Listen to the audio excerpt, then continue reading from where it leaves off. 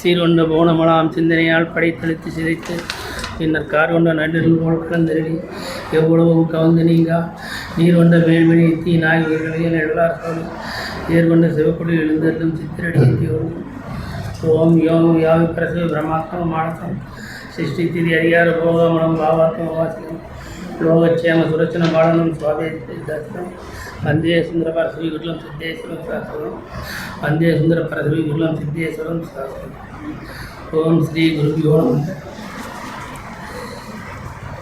இந்த பெரிய புராணத்தை பற்றி பேசும்போது சாமி நீ என்ன பேச போகிறீங்கன்னு நம்மகிட்ட கேட்டார்.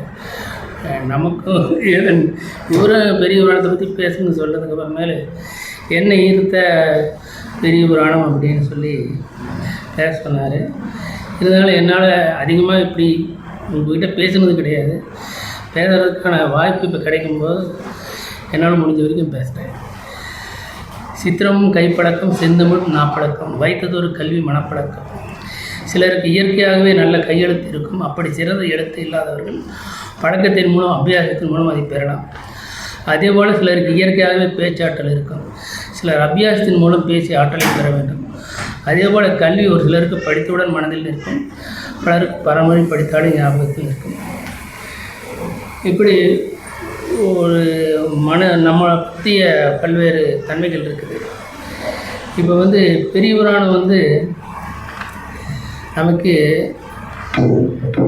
எப்படி இப்போ பெரிய புராணம் எப்படி வந்ததுன்னு தெரியணும். பெரிய புராணத்தை எழுதுனது சேக்கிழார். பெரிய புராணத்தை எழுதின சேக்கிழார் அனபாய சோழருக்காக தான் அதை எழுதுகிறார். அனபாய சோழர் அவர் எப்படி தேர்ந்தெடுத்தார்? அவர் அனபாய சோழர் ஒரு 3 கேள்வி கேட்கிறார். உலகத்தை காட்டிலும் பெரிது, கடலினும் பெரிதது, மலையினும் பெரியது. வினாக்களுக்கு பதில் சொல்லணும் அப்படிங்கிறாரு. அப்புறம் நிறைய பேர் என்னென்னமோ அவங்களுக்கு சரியான அவர்கள் கொடுத்த பதில் இவருக்கு ஒத்து வரல.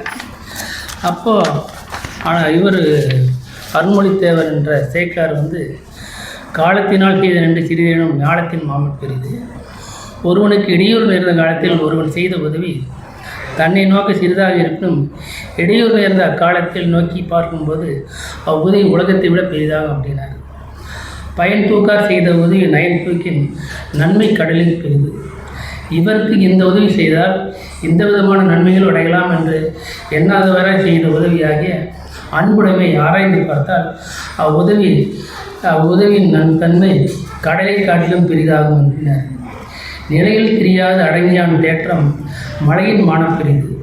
இல்வாழ்க்கையாகிய தனக்குரிய நிலையிலிருந்து மாறுபடாமல் ஐம்பட இன்பங்களை நுகர்ந்து கொண்டே அடக்கத்தின் மூலம் அடக்கமுள்ளவனாக இருப்பதை மலையிலும் பெரிது அப்படின்னு எழுதினார். இதை படித்த சோழவேந்தன் அருண்மொழித்தேவரின் அறிவை வியந்து அவருக்கு உத்தம சோழ பல்லவன் என்ற பெயரிட்டார். பின்பு தன் முதலமைச்சராக நியமித்துக் கொண்டார். இப்போ முதலமைச்சராக நியமித்துக் கொண்ட உடனே அப்புறம் ஒரு அமைச்சருக்கு என்னன்னா ஒரு மன்னனுக்கு தவறு செய்தால் அந்த சமயத்தை தவறுக்கு எடுத்து சொல்லுவோம், பயப்படாமல் சொல்லுவோம். அப்போது இந்த மன்னர் இந்த என்ன செஞ்சுட்டு இருந்தாருன்னா 5 காப்பியங்கள் ஒன்றான சீவக சிந்தாமணி. சீவக சிந்தாமணி சிலப்பதிகாரம், மணிமேகலை, சீவக சிந்தாமணி, வளையாபதி, குண்டலகேசி அப்படிங்கிற 5 விதமான காப்பியங்கள் நமக்கு தமிழ்நாட்டில் உண்டு. அதில் சீவக சிந்தாமணி அப்படிங்கிறது ஒரு காப்பியம். அந்த காப்பியம் சீவகன் என்பவருடைய வரலாற்றை பற்றியது. சீவகன் என்பவன் ஒரு அழகான அரசன். அந்த அழகான அரசன் என்ன செய்வான்னாக்கா அந்த அழகான அரசன் அவன் ஒரு முதல் காந்தர்வதத்தை என்ற பெண்ணை மணந்து கொள்வான். பிறகு இதுபோல் 8 பெண்களை மணந்து கொள்வான். 8 மணந்து பெண்களை மணந்து அதன் மூலம் நடக்கின்ற காதல் வாழ்க்கையை பற்றியதான் அது. இதை வந்து நம்ம மன்னன் படித்து கொண்டிருக்கும்போது அப்புறம் மன்னனை ஒட்டி என்ன செய்வாங்க, மன்னனை போலி மக்களை போலி, அப்புறம் மற்றவங்களும் இதை பற்றி உள்ள படிக்க ஆரம்பிப்பாங்க. இது வந்து சேக்கிலாருக்கு தெரிய வருது. சேக்கிலார் என்ன சொல்கிறாருனாக்கா, இறைவா என்ன சொல்கிறாருன்னா, மன்னனும் மக்களும் எவ்வளவு சீருடன் சிறப்புடன் வாழ்ந்து வந்தாலும் குறிக்கோள் இல்லாமல் வாழ்ந்தால் அந்த அரச வாழ்க்கை செல்வாக்கு இழக்கும் அப்படின்னு சொல்லி அவர் என்ன சொல்கிறாருனாக்கா, நீங்கள் இப்படியெல்லாம் படிக்காதீங்க, நீங்கள் வந்து ஒரு சிறந்த வாழ்க்கை நெறியில் உள்ள புத்தகத்தை படிக்கணும் அப்படின்னாரு. அப்போ எனக்கு அந்த மாதிரி இது தெரியாது. அப்படிங்கிறப்போ அவர் என்ன சொல்கிறாருனாக்கா, இந்த மாதிரி அடியார்களுடைய வாழ்க்கை இருக்குது, அந்த அடியார்களுடைய வாழ்க்கையை நீங்கள் படிங்க அப்படிங்கிறார். அப்போ அடியார்களுடைய வாழ்க்கை எப்படி எனக்கு தெரிகிறது அப்படின்னு கேட்கும்போது, அந்த அந்த என்ன ஆகுதுனாக்கா, அந்த கிபி 300லேருந்து ஏறக்குறைய 900 வரைக்கும் இருக்கக்கூடிய அந்த காலகட்டத்தில் வந்து என்னன்னாக்கா, நமது தமிழினுடைய மாண்பும் ரொம்பவுமே கெட்டு போயிடும்.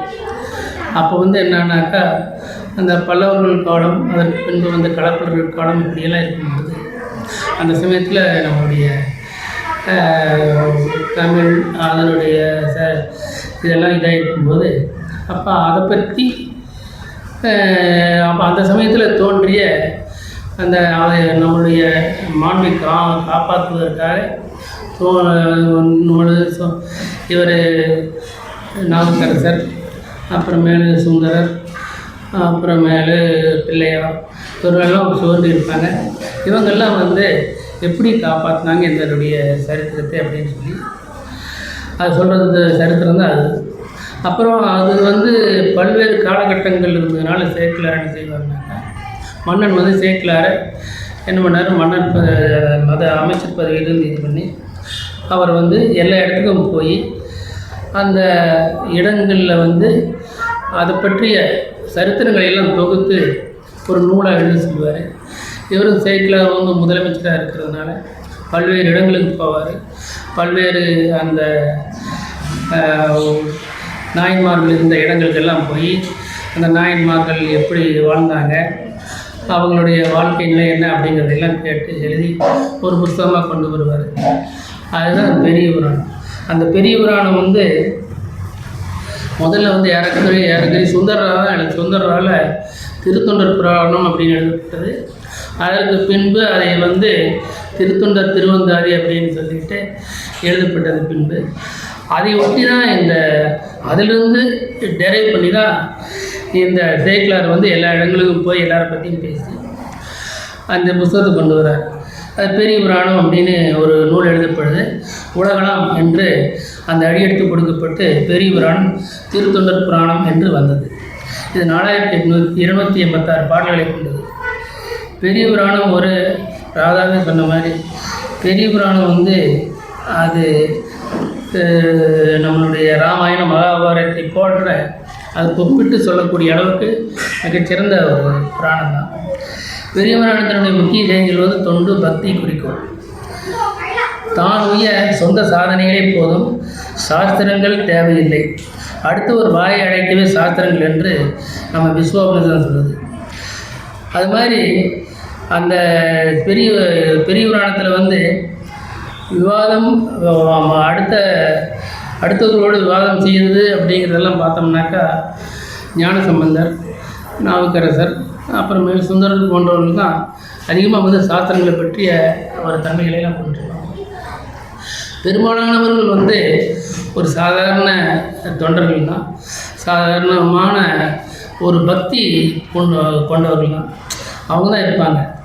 ஆக பட் இருந்தாலும் வந்து சாஸ்திரங்கள் மூலம் சில காலகட்டங்களில் வந்து நம்ம வந்து நம்முடைய இதையை வந்து நிலைநாட்ட வேண்டியது.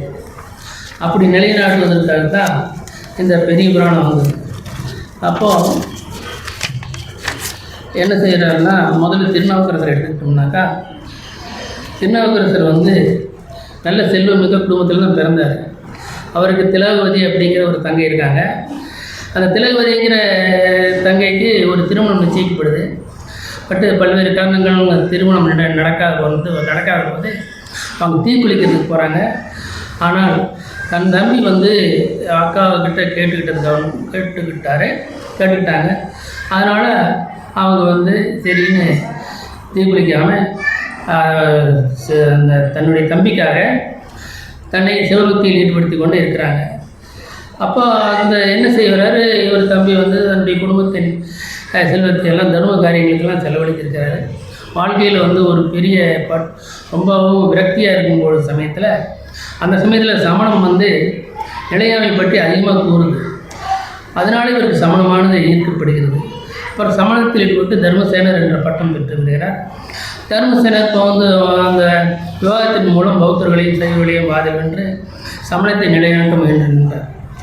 அப்போது திலகவதி அவர்களுடைய வேண்டுகோளுக்குனுங்க அவங்க வந்து கேட்டுக்கிட்டதுக்குனுங்க இறைவன் வந்து அவரை நல்வழிப்படுத்த சூளை நோய் கொடுக்குறார்.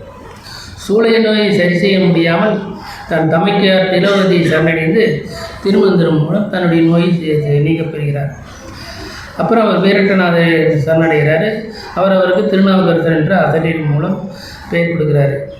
இவர் சைவத்தில் மாறியதை குறித்து கோபம் கொண்ட சமணர்கள் அப்போது சமணம் சார்ந்து இருந்தால் மகேந்திர பல்லவனிடம் சென்று முறையிட்டனர்.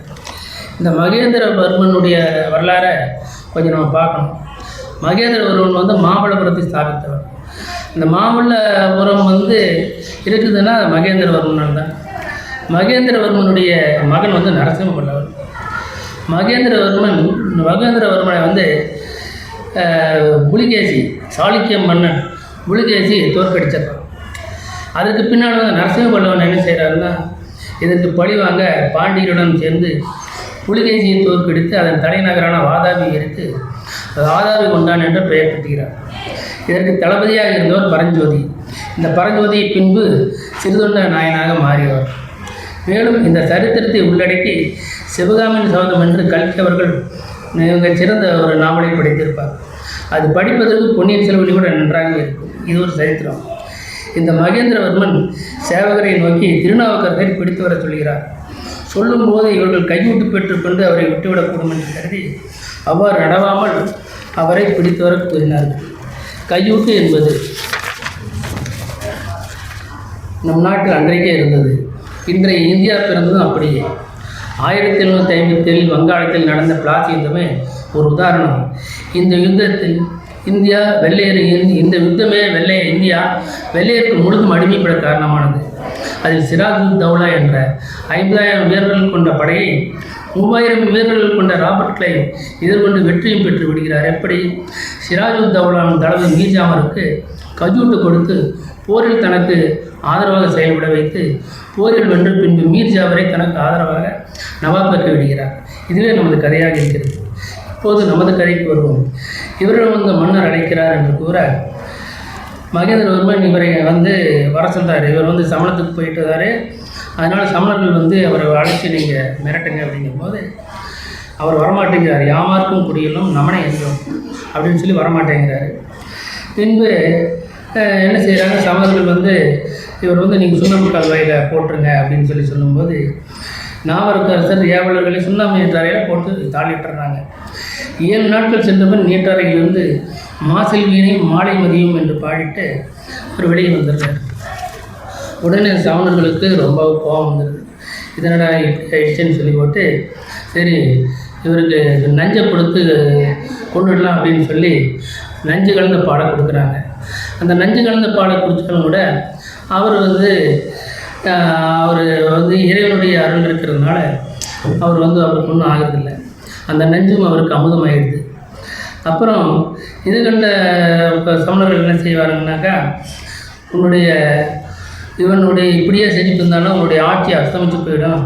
அதனால் என்ன செய்யலாம்னு பார்க்கும்போது உன்னுடைய பட்டத்து யானையை வச்சு அவருடைய தலையை இடறிடுங்க அப்படிங்கிறாரு. சரின்னு பட்டத்து யானையை அனுப்பிச்சு வச்சாக்கா பட்டத்து யானை அவர் முன்னால் வந்து பழம் வந்து அவர் வணங்கி எழுந்திருக்கிறது. அப்புறம் மன்னிடம் வந்து என்ன செஞ்சாங்க, இவன் நம்மளுக்கு கட்டுற மந்திரத்தை வச்சு இது எல்லாம் பயன்படுத்திக்கிட்டு இருக்கிறான், அதனால் தப்பிச்சுக்கிட்டான், அதனால் இவன் என்ன செய்யறதுனாக்கா ஒரு கல்லை கட்டி கடலில் எரிஞ்சிட்டாக்கா அப்புறமேல அவன் வரமாட்டான் அப்படின்னு சொல்கிறார். அப்புறம் நாவுக்கரசரை கடலில் அப்புறம் கல்லில் கட்டி கடலில் எரிய அவர் சொட்டுணை வேதியன அஞ்சலுக்கு மந்திரத்தை உரைத்து வந்துடுறார். அப்போது கல் மிதக்குது. அப்புறம் சமணர்கள் அத்தனை சூழ்ச்சிகளை முறியடிக்கப்பட மன்னன் வந்து என்ன செய்கிறாருன்னா சமணர்களை விரட்டு அவர் சிவநெறியை சேர்ந்துடுறாரு. திருவதி குணப்பரேஸ்வரம் என்னும் சிவாலயத்தை அவர் கட்டுறாரு. இது சமணர்களின் கோயிலை எடுத்து அந்த கோயிலை கட்டுறாரு. அப்புறம் பல திருப்பதிகளில் திரு தலங்களுக்கு இவர் செல்கிறாரு. திருத்தூங்கானை மடம் என்னும் கோயிலுக்கு வந்து இறைவனை தொழுது உண்மையான சமண மதம் தொடக்கூடிய இந்த உடலுடன் வாழ மாட்டேன், உங்கள் முத்திரை என்னுடைய உடம்புல பறிச்சிருங்க அப்படின்னு சொல்லுவார். அப்போ அது பூஜையை விட நிறைய நாவுக்கரசன் தோள்களில் சூழதோரியம் இடவுக்குறியும் பறிக்கப்படும் காளிக்குறி. பின்னர் பல தளங்களுக்கு சென்ற பின் திங்களூர் போயிடுவார். திங்களூரில் போய் அப்பதி அடிகளை அப்பதி அடிகள் என்ன செஞ்சுருப்பார்னா, அந்த திங்களூரில் இருக்கக்கூடிய எல்லா மடங்களுக்கும் அவர் என்ன கட்டியிருக்காரோ அதுக்கப்புறம் திருநாவுக்கரசோட பேரை வச்சுட்டு அவருடைய பையனுக்கும் பெரிய திருநாவுக்கரசு திருநாவுக்கரசு அப்படின்லாம் பேர் வச்சுருப்பார். அப்புறம் இவர் போகிறாரு. போகும்போது என்ன செய்வார்னாக்கா, அவருக்கு வந்து ஒரு நாள் அவர் வந்து தன்னோடு இருந்து சாப்பிடணும்பார். அவர் சரி அப்படின்னு சொல்லிவிட்டு ஒரு நேரம் சாப்பிட்றேன் அப்படின்னு சொல்லுவார். சரி, அவர் விருந்தளிக்கிறதுக்காக தன்னுடைய பையனை வந்து இலையெடுத்துட்டு கொண்டு வர சொல்லுவார். ஆனால் பையன் ஆர்வம் தீண்டி இறந்துடணும். இருந்தாலும் அந்த பையனை மறைச்சி வச்சுட்டு அவருக்கு வந்து விருந்து கொடுத்து முயன்றார். இந்த தன்னுடைய இது எழுதிய இது பண்ணுதுன்னா, சர்தார் வல்லபாய் பட்டேல் வந்து ஒரு காலத்தில் என்ன செய்வார்னாக்கா விவாதம் பண்ணிகிட்டு இருப்பார் ஒரு இதில். அப்போ விவாதம் பண்ணிகிட்டு இருக்கும்போது ஒரு இது ஒரு ஒரு ஒரு நோட் அவருக்கு வரும். இந்த நோட்டை பார்த்துட்டு வச்சுட்டு அந்த விவாதம் தொடருவார்.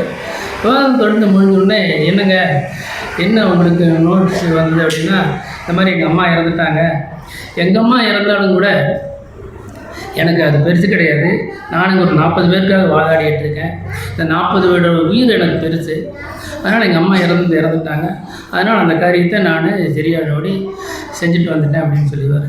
அதுபோல் இங்கே வந்து தன்னுடைய மகன் இறந்துட்டாலும் கூட தன்னுடைய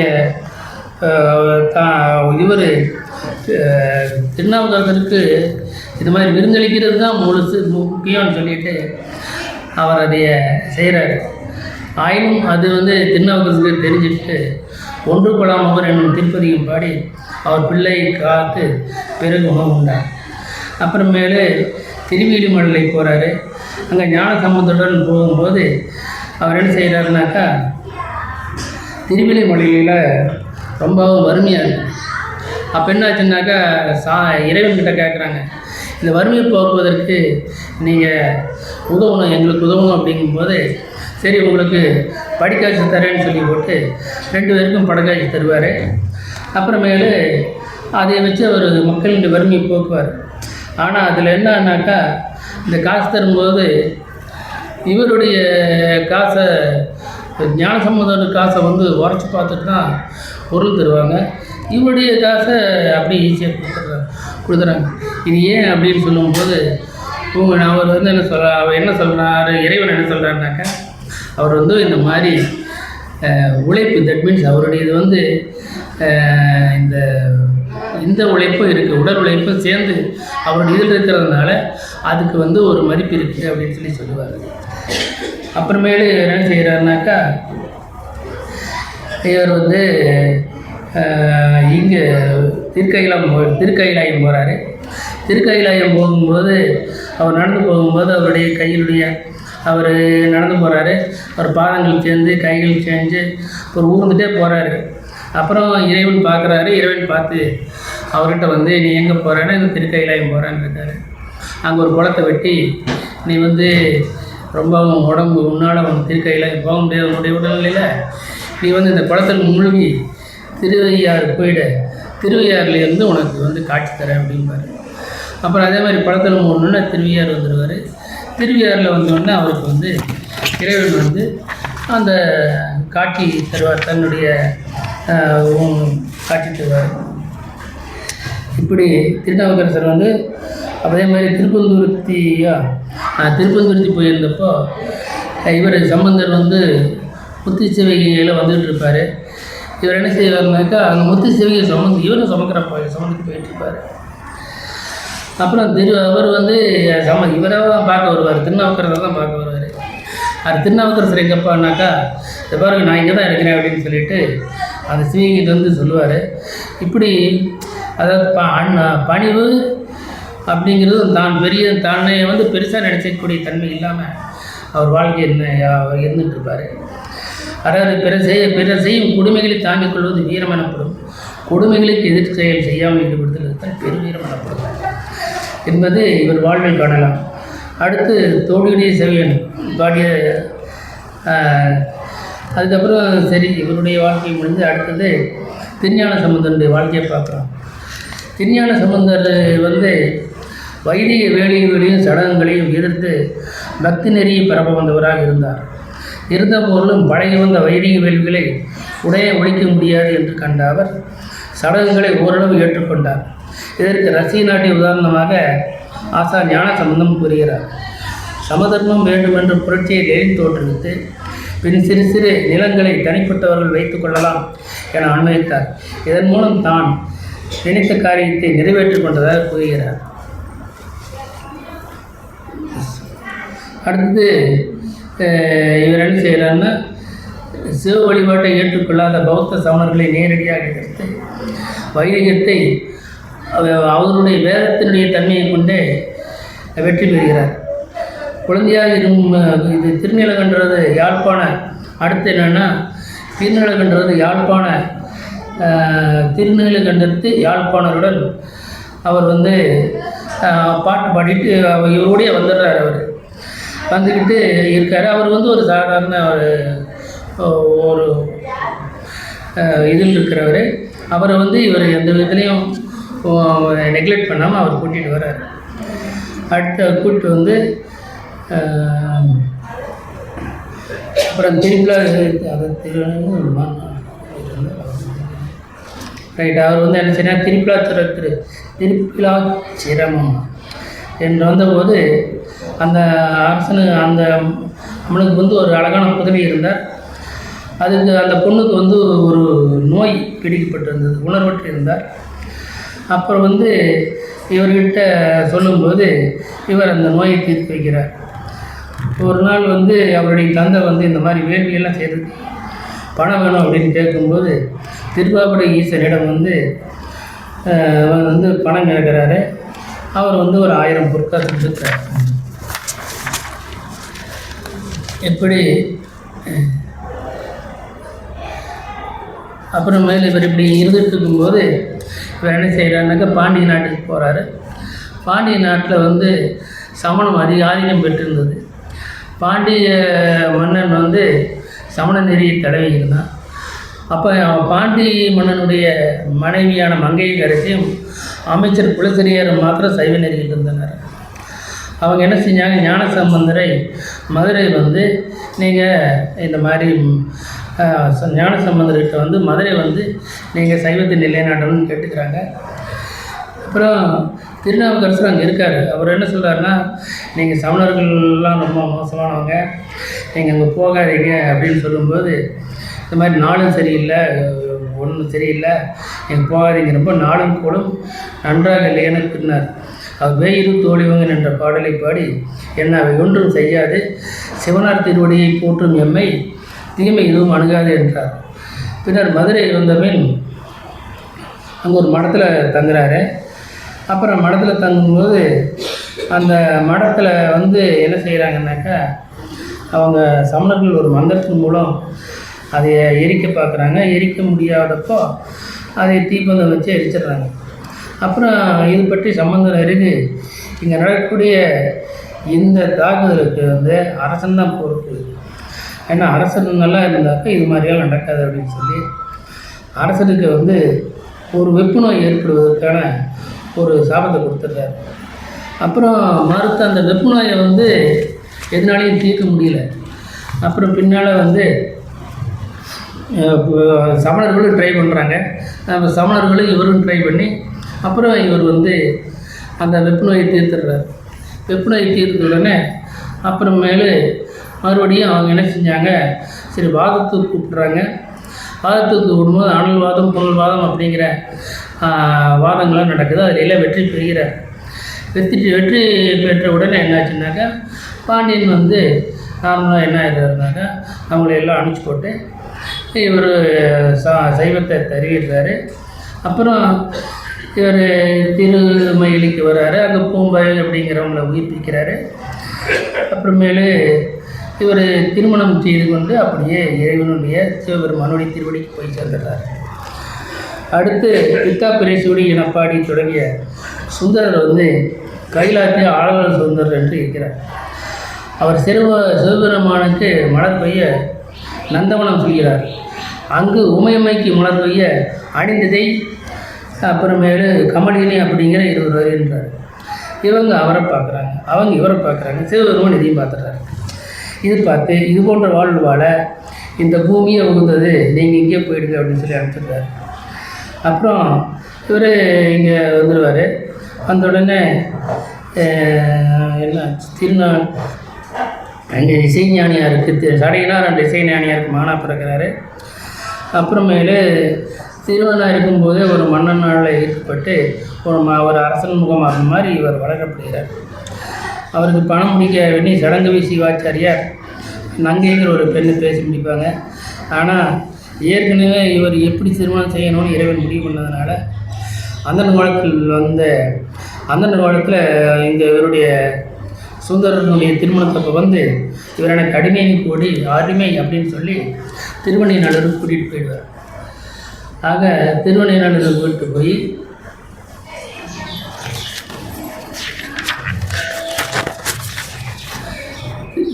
திருவண்ணைநாளூருக்கு கூட்டிட்டு போயிடுவார். அப்புறமேலே என்ன செய்கிறாரு, அங்கேருந்து வந்து திருவாரூருக்கு வர்றாரு. திருவாரூருக்கு வந்து அங்கே வந்து பறவையாரை மணக்கிறாரு. திருவாரூர் யார் வந்தாலும் இந்த விரண்மிண்டார் அப்படிங்கிற அடியாருடன் தான் இருப்பாங்க. ஆனால் அவர்களை கண்டவன் தான் கோயிலுக்குள்ளே செல்லணும்னு 60 முறை வச்சுருந்தாங்களான்றது. ஆனால் சுந்தரர் அவரை தெரியாமல் அவர் கோயிலுக்கு போக அவர் வந்து என்னை மதிக்காமல் போகிறாரு, இவருக்கு அடியாரையே மதிக்க தெரிய மாட்டேங்குது அப்படின்னு சொல்லுவார். அதுக்கண்டு சுந்தரர் தான் அதுக்கப்புறம் தான் தான் அடியாருக்கு மடியன் என்று கூறி திருத்தொண்டர் தொகை பாடுகிறார்.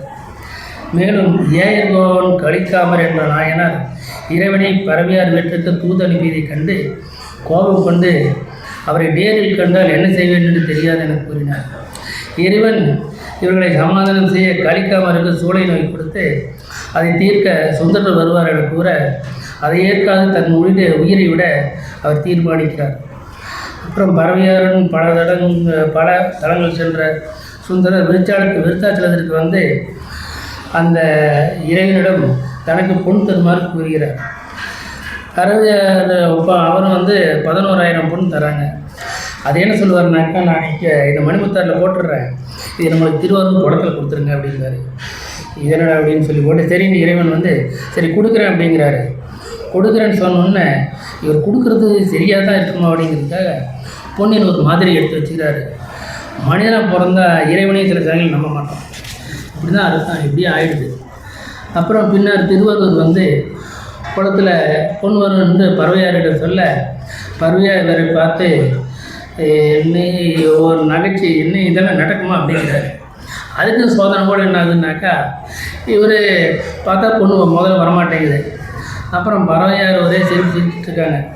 அப்போ வந்து என்ன ஆகுதுனாக்கா, இவர் பொன் செய்த மேனியர் அப்படின்னு ஒரு பாட்டு பாடி ஒரு 10 பாடினதுக்கு அப்புறமே தான் அப்புறம் பொன் கிடைச்சிடும்.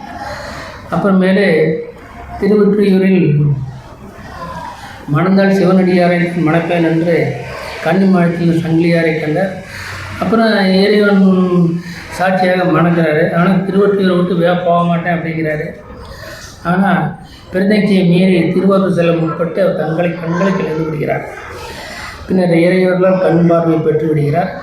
அங்கு பறவையாரை பார்க்க ஆவல் கொள்ள பறவையார் இவரை பார்க்க மறுக்க இறைவன் தூது சென்று சமாதானம் செய்து வைக்கிறார். பின்பு சேரமான் பெருமாளுடன் பல தலங்கள் சென்று திருமுருகன் பூண்டி வர அங்கே அவருடைய பொருளை யாரும் குறிச்சிருவாங்க.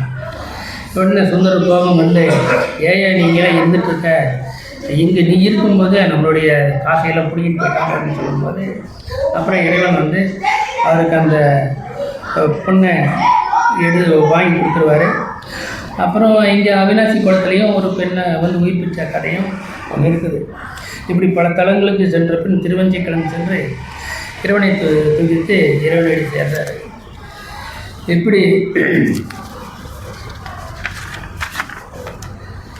எப்படி இவங்களுடைய 3 கதை என்னன்னா, அதாவது அந்த சமயத்தில் வந்து வாதாடி இறைவனுடைய இந்த பௌத்தர்களையும் சமணர்களோடையும் வாதாடி இந்த நம்மளுடைய இறையை நிலைநாட்ட வேண்டியிருக்கு. அதுக்காக அப்படி இருப்பாங்க. பட்டு மற்ற 63 நாயன்களில் பலர் வந்து மிகவும் வந்து இறைவன் மேலே இருக்கக்கூடிய பக்தியே தன்னுடைய ஒரே ஒரு தன்மை அப்படின்னு சொல்லிட்டு இருந்துட்டு இருப்பாங்க. இப்போ சிவகாமி கேட்டார் என்ற நாயனார் நந்தவனம் சென்று மலர் பறித்து மாலை கட்டி இறைவனுக்கு சாத்தும் பணி மேற்கொண்டார். ஒரு நாள் மலரை கூடையில் வைத்து தலையில் சுமந்து வரும்போது புகழ் சோழ மன்னரின் பட்டத்து யானை வந்து அதை பிடுங்கி எரிஞ்சிருது. அப்போ அதை கண்ட எரிபத்த நாயனார் பட்டத்து யானையை கொன்று விடுகிறார். பட்டத்து யானை எரிபத்த நாயனார் கொண்டார் என்பதை அறிந்த மன்னன் விளைபணி நின்று கொண்டான் என்று முடிவுக்கு வருகிறார். அதாவது ஒரு நாயனார் ஒரு சிவபக்தன் வந்து பட்டத்து யானையை கொண்டாலும் கூட அது ஏதோ தப்பு செஞ்சுருக்கோம், அதனால தான் கொண்டடிச்சு, அதனால் பட்டத்து யானை தவறு செஞ்சுருக்கோம், அதனால் அவன் கொண்டு இருப்பான். அந்த பட்டத்து யானையினுடைய குற்றம் வந்து தன்னுடைய குற்றம் தான் அப்படின்னு சொல்லி போட்டு தனது உடைவாளை உருவி எரிபத்து நாயனார் கொடுத்து என்னை கொண்டு போடு அப்படிங்கிறார். இதனடா ரொம்ப போச்சு, எரிபத்து நாயர் நானே செத்து போயிடுறேன் அப்படின்னு சொல்லிட்டு தன்னை கொள்வதற்கு முயற்சி பண்ணுவார். இப்படிப்பட்ட ஒரு புகழ்ச்சாளரை எதிரிகள் நடந்த சண்டையில் வந்து தன் வீரர்கள் எதிரிகளின் தலைகளை வெட்டி கொண்டு வருவாங்க. அது திருநீறு பூசிய தலை இருத்தல் கண்டு இப்போ இந்த மாதிரி திருநீறு பூசிய ஒருத்தனை வந்து இவங்க வெட்டி கொண்டு வந்துட்டாங்களேன்னு அவர் வந்து அவர் தீக்குளிச்சு உயிரை போய்க்குவார், அவர் செத்து போயிடுவார். அதே மாதிரி மனுநீதி சோழன் வந்து என்ன செய்வான், தன் அவனுடைய மகன் வந்து அவனுடைய கன்றுக்குட்டியை வந்து தன் தேரால் ஒரு கன்றுக்குட்டியை கொண்டு போடுவான். இப்போ கன்றுக்குட்டி வந்து தேரில் விழுந்து தான் செத்து போயிடும். ஆனால் தேரில் விழுந்து செத்தாலும் கூட அது வந்து நீதி கேட்கும்போது மனுநீதி சோழன் வந்து அந்த பசு வந்து எப்படி புத்திர சோகம் அடைந்ததோ அதே போல் நானும் வந்து என்னுடைய மகனை தேரில் வைத்து கொன்று அந்த புத்திர சோகம் எப்படி இருக்குன்னு நான் தெரிஞ்சுக்கிறேன் அப்படின்னு சொல்லி தன்னுடைய மகனை தன்னுடைய தேர்லேயே வச்சு கொண்டு போடுவார். இதற்கு வந்து மற்றவங்களாம் சொல்லுவாங்க, இதுக்கு நிறையா வந்து பரிகாரங்கள்லாம் இருக்குது, நீங்கள் இப்படியெல்லாம் செய்ய வேண்டியதில்லை அப்படிம்பாரு. இல்லை புத்திர சோகங்கிறது பசுவுக்கு ஒன்று தான், எனக்கும் ஒன்று தான் அப்படின்னு சொல்லிடுவார். இப்படி அதே மாதிரி திருநீல் நேக்கர் அப்படிங்கிற ஒரு அந்தனர் வீட்டுக்கு திருஞான சம்பந்தர் அந்த யாழ்ப்பாணரை கூட்டிகிட்டு போவார். திருநீல் நேக்கர் வந்து ஒரு அந்தனர். யாழ்ப்பாண நக்கர் வந்து ஒரு சாதாரண ஒரு அரிசனன்னு வச்சுக்கோமே, அப்படி இருப்பார். அப்புறம் வந்து நைட்டு தங்கணும் ஒரு இடம், நைட்டு தங்குறது எங்கே தங்குறதுன்னு அப்படின்னு ஞானசம்பந்தர் வந்து அவர்கிட்ட கேட்கும்போது அவர் வந்து தன்னுடைய வேள்வித்தி வளர்ப்பு இடத்தையே காமிச்சு அந்த இடத்துலையே தங்கிக்கலாம் அப்படின்பார். அப்போ வந்து ஒரு பக்தனுக்கு வந்து பக்தனாக இருந்தாக்கா தான் வந்து என்னுடைய எந்த இதையும் பார்க்க மாட்டேன், வேறுபாடும் பார்க்க மாட்டேன் அப்படின்னு சொல்லி ஒரு அந்தனர் சொல்லக்கூடிய சூழ்நிலையை கூட அந்த பெரிய புராணத்தில் இருக்குது.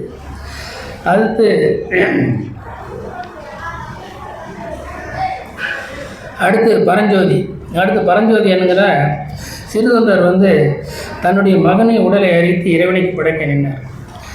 ஆமாம், தன்னுடைய உடலை, ஆனால் இங்கு மகனை விட தன் மனைவியின் மாண்பு பெரியது எத்தகையது என்பதை இயற்பகை நாயனார் வாழ்க்கை காட்டுகிறது. அடியோர் மனத்தை நினைப்பதை வினைப்பட முடிப்பது தான் எனக்கு நினைப்பது தான். மேலும் அவர்கள் ஏவினதை செய்யவே நான் இருக்கேன் அப்படின்னு சொல்கிறாரு.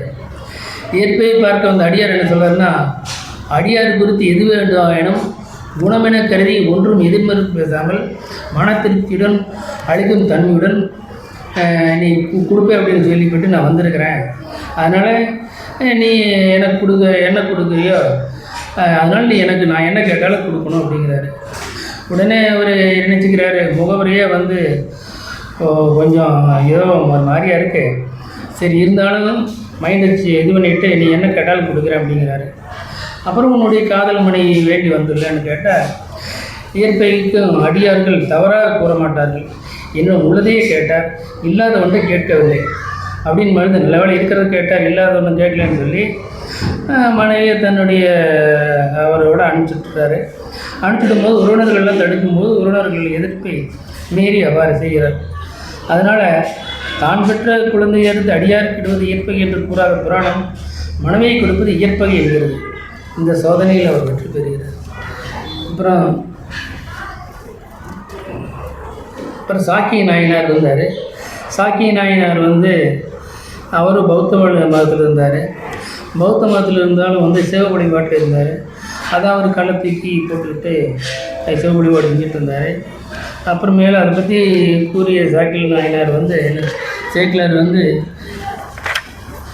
எண்ணெளில் நின்றாலும் எக்கோலம் கொண்டாலும் மன்னிய சீர் சங்கரன்தால் மறவாமை பொருள் என்றே நுண்ணிய வேடனை துறவாரே தூய சிவம் தன்னை முகம் அன்னார் மறவாமை தலை நிற்பார் என்று சாக்கிய நாயனார் பற்றி சேக்கிலார் சொல்கிறார். அடுத்து பல்வேறு அதாவது அறிவட்டாயர், ஆணாயர், முருகநாயனார், உத்திரபதியார், திருக்குறுப்பு தொண்டர், காரைக்கால் அம்மையார், திருநிலை, இந்த மாதிரி ஒரு அதிகமான ஒரு மெல்வினை, தட் மீன்ஸ் ஸ்மூத்தாக போயிட்டு இருந்த நாயன்மார்கள் நிறையா இருக்காங்க. அப்புறம் இந்த மாதிரி ஒரு இந்த மாதிரி சில முன்னாடி கூறிய மாதிரி கொஞ்சம் ரஃபாக இருக்கக்கூடிய நாயன்மார்கள் இருக்காங்க. இருந்தாலும் அந்த மாதிரி இருக்கக்கூடியவங்க நிறைய பேர் இருக்காங்க. அதனால்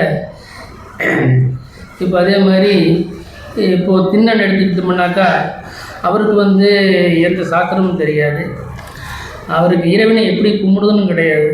இப்போ இறைவனுக்கு ஏதோ கொடுக்கணும் அப்படிங்கிறதுனால கரியம் வாய் நீரமிட்டு இறைவனை வணங்க ஏற்பது அன்பினாலேயே அந்த அன்பு தன்மை வெளிப்பட்ட இடம் கண்ணப்பன் ஆனபோது கண்ணப்பன் அன்பு நான் என்பது முற்றிலும் இல்லாத அன்பு.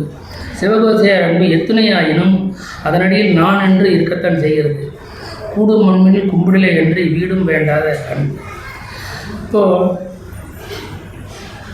உலக வரலாற்றில் இதுவரை இல்லாத முறையில்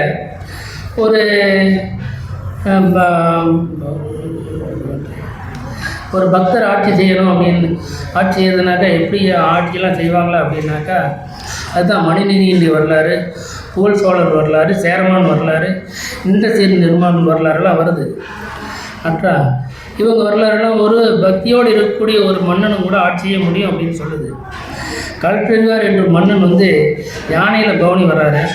அப்புறம் எதிர உடம்பெல்லாம் தின்னுட்டு விட்டு ஒருத்தர் வரும்போது அவர் இறங்கி வழங்குறாரு. அரசே, நான் ஒரு வண்ணான் அப்படின்னு கூற, அதெல்லாம் பெருசில்லை, நீ இறைவனுடைய திருநீரில் இது பண்ணிகிட்ருக்க, நீ வந்து சிவனடியார், உன்னுடைய வணங்கத்தில் தப்பு கிடையாது அப்படிங்கிறாரு. இதையே செய்யும் தொழிலுக்கே மதிப்பு தோற்றத்திற்கு அல்ல என்பதை இப்போ நமது பிரதமராக இருந்த வாஜ்பாய் என்ன செய்கிறார், ஒரு தடவை வந்து ஒரு பரிசளிப்பு விழாவில் வந்து என்ன செய்கிறாங்க, ஒரு சாதாரண பெண்ணினுடைய காலில் விழுந்து வணங்கிடுவார். அதே போல் தற்போதைய பிரதமர் மோடி என்ன செய்வார்னாக்கா 120 வயதில் இருந்த ஒரு யோகி பரிசு வரும்போது அவருடைய காலில் விழுந்து ஆசைப்படுறார். இப்படி ஒரு மன்னனாக இருந்தாலும் கூட வந்து ஒரு சாதாரண மனிதர்களுடைய அந்த வாழ்வுக்கு வந்து மதிப்பு தர்றாங்க அப்படிங்கிறவங்க இருக்காங்க. அப்போது எல்லையற்ற பொறுமை துன்பத்தை அமைதியாக ஏற்றுக்கொள்ளல் என்பதே வீரம் என்பதை காந்தியடிகளும் அவருடைய வாழ்வில் காணலாம். துறவு, இன்னா செய்தல், பொறுத்தல், பிறர் உதவுதல் இப்படியெல்லாம் இருக்காங்க. ஸோ பக்தர்கள் என்பவர்கள் மக்கள் தொண்டே மகேசன் தொண்டு என்று வாழ்ந்தவர்கள். இப்படி ஏனாதி நண்பர் என்பவர்கள் என்ன செய்வாங்க, போர் வீரர்களை பயிற்றுக்கும் செயல் செய்வாங்க. அப்புறம் அவரிடம் பயின்றவர்கள் வந்து நல்லா விளங்குவாங்க. அதிசூரன் அப்படிங்கிறவர் இதே மாதிரி ஒரு ட்ரைனிங் கொடுத்துட்ருப்பார். ஆனால் அந்த ட்ரைனிங் கொடுத்தாலும் இந்த அளவுக்கு நல்ல ட்ரைனிங் கொடுக்க முடியாது. அப்போ என்ன செய்வாங்கன்னாக்கா, இந்த இவரை எப்படி ஜெயிக்கிறது அப்படின்னு ஏனாதிநாதரை அந்த அதிசூரன் வந்து கையில் நெற்றியில் நிறைய திருநீர் இட்டுட்டு வராரு.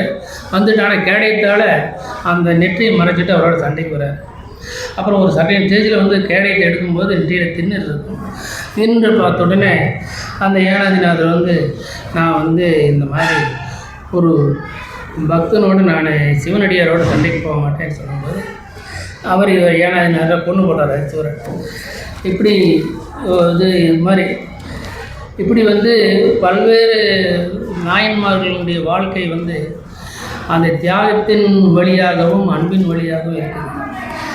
அப்போ இருந்த நாட்டில் வந்து 63 நாயன்மார்கள் தான் இருந்தார்களா அப்படின்னு நம்ம சொல்ல வேண்டியதில்லை. சேக்கிலார் காலத்தில் அவர் இருந்த வழிகள் 5,000 நாயன்மார்கள் இருந்தார். நம்ம எடுத்துக்கலாமே, விஞ்ஞானிகள் எத்தனை பேர் இருக்காங்கன்னாக்கா, என்னை கேட்டாக்கா ஓமி பாபா, ராமண்ணா, எம்எஸ் சுவாமிநாதன் அப்படின்னு என் காலத்தில் வாழ்ந்த விஞ்ஞானிகளை பற்றி சொல்லுவோம். இப்போ இருக்கிறவங்ககிட்ட கேட்டான்னு சொல்லுவாங்க மயில்சாமி என்னத்துறை, சிவன் அப்படின்னு சொல்லி இப்போ இவங்களுக்கு தெரிஞ்ச இவங்களை பற்றி சொல்லுவாங்க. ஆனால் ஒன்றுக்கு ஒன்று தொடர்பு கொண்டது ஒன்றா என்னன்னா, எந்த காலத்துலேயும் வந்து அடியார்கள் இருந்தாங்க, விஞ்ஞானி இருந்திருக்காங்க.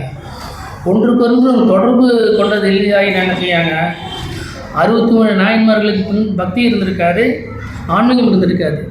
அது பின்னாடி வந்து அந்த 63 நாயன்மார்களுக்கும் பிறகும் இந்த தொடர்போடு அந்த நாயன்மார்களுடைய இன்ஃப்ளூயன்ஸ்னால் மறுபடியும் நாயன்மார்கள் இருந்ததுனால தான் இது வரைக்குமே வந்து இந்த பக்தியும் அன்பும் பெருகி நிற்கிது. இது இது இப்படி அது இதுதான். அதே மாதிரி தான் விஞ்ஞானமும் அப்படி தான் இருக்குன்னு வச்சுங்களேன். ஸோ அதே மாதிரி ஒரு அந்த அந்த காலத்தில் வந்து வாழ்ந்த வாழ்க்கையை பற்றியும் அது சொல்லுது. எது பெரியவரான சொல்லுது. ஏன்னா அவர் வந்து நிறைய ஊர்களுக்கு போயிருக்காரு, நிறைய பேரோட பேசியிருக்காரு, மன்னர்களையும் பார்த்துருக்காரு, சாதாரண மனிதர்களையும் பார்த்துருக்காரு. அவர்கள் வாழ்க்கையெல்லாம் எப்படி நடந்தது அப்படின்னு பார்த்துருக்காரு. அப்படி நடந்து பார்த்துக்கும்போது அவங்களுடைய பல்வேறு வாழ்க்கை முறையும் தெரியுது. உதாரணத்துக்கு அவங்க ஒவ்வொருத்தரும் வந்து அவங்களுடைய சுற்றத்தார்களுடைய எல்லா விதமான செயல்கள்லேயும் அப்போ இருந்த ஜனங்கள் வந்து பங்கு பெற்று இருக்காங்க. உதாரணத்துக்கு இயற்பகையார் எடுத்துக்கோமே, இயற்பகையார் வந்து அவருடைய மனைவி அனுப்பிச்சாலும் சுற்றத்தார்கள் என்ன செய்கிறாங்க, சுற்றத்தார்கள் வந்து இப்படி நடக்கக்கூடாது அப்படின்னு சொல்லி அவர் கெட்ட பேர் வரக்கூடாதுன்னு சொல்லி தடுக்கிறாங்க. ஸோ சுற்றத்தார்கள் எந்த மாதிரி சூழ்நிலையாக இருந்தாலும் கூட தன்னை சேர்ந்தவர்களுடைய பேரும் அவங்க பேர் காக்கப்பட வேண்டும், அவர்கள் நல்லபடியாக இருக்கணும் அப்படிங்கிற எண்ணத்தோடு தான் இருந்தாங்க. அப்போது அதே மாதிரி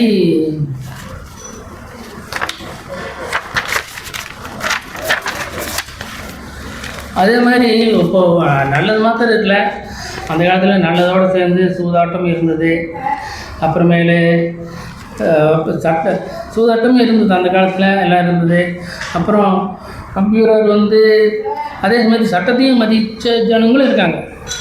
இப்போ நம்பியூராரே எடுத்துக்கிட்டோம்னா கூட அவர் அந்த ஓலையை காமிச்ச உடனே என்ன செஞ்ச அந்த இவர் வந்து பெரியவர் ஓலையை காமிச்ச உடனே என்ன செய்கிறாங்கன்னா, அங்கே இருக்கிறவங்க சரி நம்பியூரார் வந்து அவருடைய அடிமை தான் அப்படின்னு சொல்லிட்டு ஏற்றுக்கிறாங்க. அதே மாதிரி கலப்பு திருமணங்களும் அந்த காலத்தில் நடந்திருக்கு. உதாரணம் நம்பியூராரே யாரை மறக்கிறாரு, பரத்தையர் குலத்தில் பிறந்த பறவையாரை தான் மறக்கிறாரு.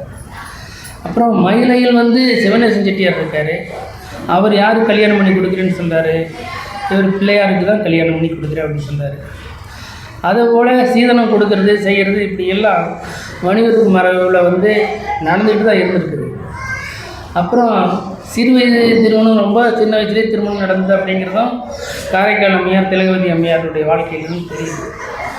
அப்புறம் வணிகர்கள் வந்து நார்மலாக எப்படி குளிக்கிறாங்கன்னா மதியம்தான் குளிப்பாங்க, காலையில் குளிக்க மாட்டாங்க அப்படிங்கிறவங்க குளிக்கிறத பற்றியும் கூட காரைக்கால் அம்மருடைய சரித்திரத்தில் அவருடைய ஹஸ்பண்ட் பரமதத்தன் எப்படி குளித்தார் அப்படிங்கிறத பற்றியும் சொல்லுது. அப்புறம் சமுதாயத்தில் வந்து கற்றவர்களுடைய பழக்க வழக்கம் இப்பவும் அப்படி தான் இருக்குது. சமுதாயத்தில் வந்து கற்றவர்களுடைய பழக்க வழக்கங்கள் ஒரு மாதிரியாக இருக்கும். அப்புறம் கற்காதவங்களுடைய பழக்க வழக்கங்கள் ஒரு மாதிரியாக இருக்கும். இப்பவும் அப்படி தான் இருக்குது. நல்லா படித்தவங்கன்னாக்கா அவங்களுடைய லைஃப் ஸ்டைல் ஒரு மாதிரி இருக்கும். சாதாரணமாக படித்தவங்கன்னா அவங்களுடைய லைஃப் ஸ்டைல் ஒரு மாதிரியாக இருக்கும். இப்படி அதே மாதிரி அவங்க குழந்தைகளை படிக்க வைக்கிறது அப்படிங்கிறதும் ஒரு மாதிரி படிக்க வச்சுட்ருப்பாங்க. இவங்க குழந்தைகளை படிக்க வைக்கிறதும் ஒரு மாதிரி படிக்க வச்சுட்ருப்பாங்க. ஸோ அந்த ஏற்றத்தாழ்வு அப்படிங்கிறது அந்த காலத்துலேயும் இருக்குது, இந்த காலத்துலேயும் இந்த நிறுத்தத்தில் இருக்குது, அப்படியே தான் இருக்குது. ஆச்சா. அதே மாதிரி பெண் திருமணமான முன்னே இப்போவும் அதே மாதிரி தான் பிறந்த வீட்டை விட புகுந்த வீட்டையே அவங்க முக்கியமான கருதி பிறந்த வீடினுடைய குலதெய்வம் தான் தன்னுடைய குலதெய்வம் அப்படின்னு சொல்லி ஏற்றுக்கிட்டு அவங்க இது பண்ணுறாங்க. அப்படிலாம் இப்படி ஒரு சமூகம் ஒரு இலக்கியம் பெரிய இது மாதிரி ஒரு சமுதாயத்தில் ஒரு இலக்கியம் எந்த அளவுக்கு பயன் தருது. அந்த இலக்கியம் சாதாரண மக்களை பற்றி மட்டும் சொல்லவில்லை, சாதாரண பெரியவர்களை அரசனை பற்றி மட்டும் சொல்லவில்லை, சாதாரண மனிதர்களை பற்றியும் சொல்லுகிறது. அப்படிங்கிறது மாத்திரம் இல்லை, அவர்கள் எப்படி வாழ வேண்டும் அப்படின்னு சொல்லுது, நம்ம எப்படி வாழணும்னு சொல்லுது. ஸோ சமுதாயத்தில் ஒரு இலக்கியம் இந்த அளவுக்கு பயன் தருகிறது. அப்படிங்கிறதுனால அந்த பெரிய புராணம் எனக்கு மிகவும் பிடித்ததாக இருக்கிறது, என்னை ஈர்த்தது. நான் ஈர்த்ததை பற்றி முழுசாக சொல்லாமல் இருந்திருக்கலாம், ஆனால் இருந்தாலும் எனக்கு தெரிஞ்ச வரைக்கும் சொல்லிட்டேன். ஏன்னா பெரிய புராணம் ஈர்த்ததை பற்றி இவ்வளோ தான் சொல்ல முடியும் அப்படின்னா நிறைய சொல்லலாம். நான் நிறைய சொல்லிட்டு இருந்தால் நீங்களும் ஒன்றும் சொல்ல முடியாது. அதனால் இது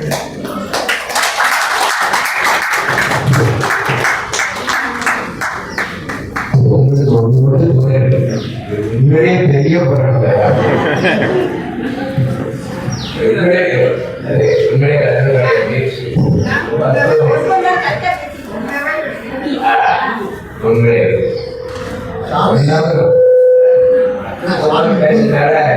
செல்விக்கும் கொஞ்சம் ஒரு மணி நேரம் போனமா நீங்க எல்லாரும் பின்பற்றது எல்லாமே நான் பார்த்துருக்கேன். அதான் சீக்கிரம் கிடையாது.